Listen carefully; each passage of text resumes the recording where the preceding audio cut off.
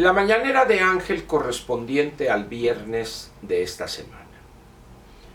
Si bien podría decirse que, laboralmente hablando, esta semana termina hoy, sin embargo, dado lo que veremos este fin de semana, tanto el domingo como el primer día de la siguiente semana, el lunes, podríamos decir que va a ser una semana larga. Aun cuando el lunes pertenece a la siguiente semana, imposible es desligarlo de lo que se ha dado o de lo que se ha gestado y visto esta semana. Me refiero, por supuesto, a las protestas de las mujeres o de grupos de mujeres organizados o no, en relación primero con el Día Internacional, el 8 de marzo, y el paro anunciado para el lunes. Al margen de cuál fuere el resultado, tanto de la marcha como del paro, es evidente que algo ya cambió en este país frente no solo a la violencia cavernaria, criminal en contra de las mujeres, y hay que decirlo, también de los varones, que no reconoce específicamente en el caso de las mujeres límite alguno en la barbarie, niñas, jovencitas, adolescentes y también mujeres adultas, maduras. Y en el caso de los varones, pues es una cosa ya conocida desde hace bastantes años, prácticamente desde el gobierno del presidente Calderón, siguiendo con el presidente Peña y sus 6 años, y el primer año de este gobierno no fue excepción. Muchas razones explican el por qué son muchos más los varones que son asesinados, pero como ha dicho una dama en un tuit, el problema es que a las mujeres las matan los hombres, a los hombres los hombres. Eso es de una profundidad que vale la pena que no lo olvidemos y regresemos una y otra vez a ese hecho. Sin embargo, decía que esto ya cambió. Los cambios en la sociedad, las más de las veces, no se notan durante el proceso en que se están dando o que se están conformando. Los cambios culturales requieren de mucho tiempo y también son difíciles de alcanzar porque no avanza el proceso en una línea recta. Hay curvas, hay retrocesos y el derecho de las mujeres a tener una vida digna y se respete su integridad y no se les violente en cualquiera de las formas que usted podría imaginar, es algo que va a requerir todavía mucho tiempo. Sin embargo, como decía, algo ya cambió. Ha sido sacudida la sociedad mexicana, particularmente en algunas regiones donde la conciencia de amplios sectores de esas sociedades reacciona más rápidamente a los cambios o a la violencia social que se está registrando. Lo que hemos visto de la marcha en Puebla es una gran enseñanza.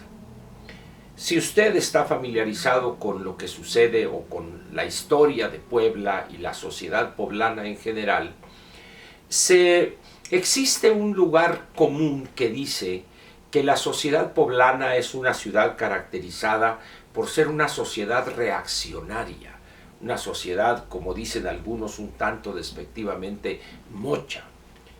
Pero los hechos nos están demostrando que no es así. Es una ciudad donde hay una oferta educativa de nivel superior de primera calidad, no solo porque hay varias universidades, sino porque el ambiente en esas universidades es un ambiente de apertura, de discusión, que contrasta con el gobierno que hace poco tomó posesión.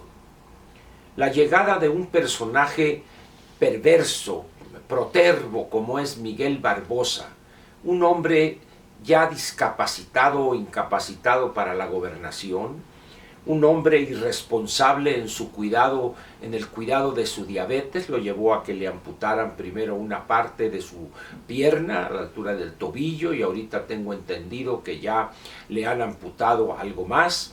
un hombre prácticamente ciego que necesita andar con lazarillo, que su señora esposa o su hijo mayor son los que realizan esa labor, un hombre que ya no puede leer documento alguno y que además nunca se ha caracterizado por sus luces intelectuales, más bien un hombre mediocre, incapaz, analíticamente no tiene luces en modo alguno, pero eso sí, en lo que se refiere a enriquecerse al amparo de puesto que ha ocupado o puesto que ha ocupado allá o aquí, esa sí es de destacarse. Llegó a Puebla, quizá, como dicen algunos, por la confianza de algunos grupos de electores que dijeron la victoria ya está lograda, y la verdad es que no fue así. En política nadie debe dar por descontada una victoria, porque lo más probable es que se pueda convertir en derrota, como sucedió en Puebla. Y la reacción de la sociedad ante el desorden, ante la violencia sin control, producto de la llegada de un hombre como Miguel Barbosa, ahí está, y la respuesta también ahí está. ¿Cuál irá a ser la respuesta ese fin de semana y el lunes de la siguiente semana en ciudades como Guadalajara, Hermosillo, Chihuahua, León, Puebla, aun cuando ya vimos esta marcha, Jalapa, Veracruz Puerto, Mérida, ciudades intermedias donde los efectos de una apertura económica se han dejado sentir? ¿Habrá una respuesta masiva como se vio en Puebla?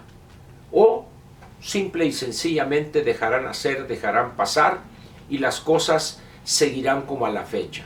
Asesinatos sin control, una violencia rampante con la complicidad abierta o encubierta de autoridades de algunos de los tres órdenes de gobierno o de los tres órdenes de gobierno. No lo sé, no tengo una bola de cristal ni la tirada vikinga del profesor Sellagro para poder emitir un juicio al respecto. Lo que sí puedo decirle a usted es que algo ya cambió en México. Están ahí las manifestaciones. Y una cosa muy curiosa que vale la pena agregar es que los gobiernos dictatoriales tardan a veces años y años, generaciones, en darse cuenta que esto está cambiando o que hay un proceso que está gestando el fin de esos gobiernos autoritarios. Y cuando pretenden o quieren darse cuenta, como el caso de la rana en la vasija, que poco a poco está subiendo la temperatura del agua en la que nada ese batracio de una manera casi contenta o feliz, o sea, es una figura retórica, por supuesto, esto, pero cuando quiere reaccionar, como es un animal de sangre fría, su temperatura es la misma del medio donde se desenvuelve, y en esas condiciones la rana explota. Eso puede sucederle al gobierno de López, y creo que está en proceso de que así sea. El caso de Miguel Barbosa, el caso de Cuauhtémoc Blanco, de Cuitláhuac García, de Claudia Sheinbaum, y de todos aquellos gobiernos que, al margen de su filiación política o de color de partido, les vale un comino lo que sucede en la sociedad o en el seno de los grupos de gobernados. El caso extremo, sin duda alguna, es el cinismo, producto de la incapacidad y la soberbia de López al frente del gobierno federal. Qué cara dura es López. Qué hombre con la capacidad de cinismo y de ofender que tiene. Yo creo que ni sus mismos, los peores o acérrimos adversarios imaginaron la clase de persona o la catadura moral real de López. Hoy se está viendo sin velo alguno, sin maquillaje alguno, esas características que rayan en la perversidad extrema de un hombre que ama el poder por el poder mismo, como es López. A López nada le importa de sus gobernados, sean mujeres y sean estas niñas, jovencitas, adolescentes, no le importa. Y tampoco le importan los varones a los que gobierna, sean niños, sean jovencitos, adolescentes o adultos. Le vale, no le interesa. Para él lo único que le interesa es el incienso que le queman sus seguidores y sus tapetes que se ponen para que los pisoteen en las mañaneras. Ese incienso que le queman es tan intenso, es tan fuerte, que le impiden ver la realidad que está modificándose día con día. Lo que hemos visto en Puebla, pues, además de que honra a esa juventud poblana y a la sociedad poblana que dieron muestras de solidaridad, poniendo puestos para que tomaran agua al caminar, etc. Es justo mencionar también al doctor Derbez, que participó en la marcha de manera destacada. Cómo poder obviar o ningunear las colaboraciones del que fue candidato a la gubernatura, el doctor Enrique Cárdenas, y así podíamos dar muchos elementos. Pero hay uno que me llena de satisfacción. Yo he ido algunas ocasiones a Puebla a dar algunas pláticas, intercambiar puntos de vista con sectores diferentes, con representantes de sectores diferentes, y en la visita más reciente yo hablé de la utilidad que tendría el utilizar una consigna corta y clara, pero de una gran profundidad en su mensaje. El fuera, ya basta, o el ya basta. Y me dio mucho gusto escuchar el grito de miles y miles de poblanos que decían, basta, basta ya, ya basta. Nada me daría más gusto y más a mi edad, que yo ya voy de salida en este mundo cruel, diría Enrique Guzmán hace muchísimos años, en una conocida canción allá por 62, 63.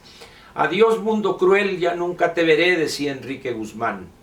Pero ojalá que mientras pueda ver yo ese mundo cruel, más y más mexicanos gritemos, fuera, ya basta, fuera, ya basta. Ese sería el mejor regalo que le podíamos dejar a las siguientes generaciones, para que vivan en un mundo donde los Barbosas, los López, los Cuitláhuacs, los Cuauhtémocs, las Sheinbaum fueran la excepción prácticamente inexistente y no la regla en un gobierno perverso y lleno de incapaces como es el gobierno de López. Vamos a ver pues qué sucede este fin de semana y el lunes, y espero yo que se fortalezca y se arraigue ese proceso de cambio para echar a esos incapaces, esos perversos y esos inútiles de los gobiernos, tanto del federal como de los estatales, que hoy indebidamente y por la apatía y la complicidad de millones de pedigüeños que no se atreven a vivir por su esfuerzo propio, sino de la dádiva gubernamental, los llevaron a esos gobiernos. Gracias pues, y lo espero mañana sabatina dominical y por supuesto la de lunes de la próxima semana. Muchas gracias.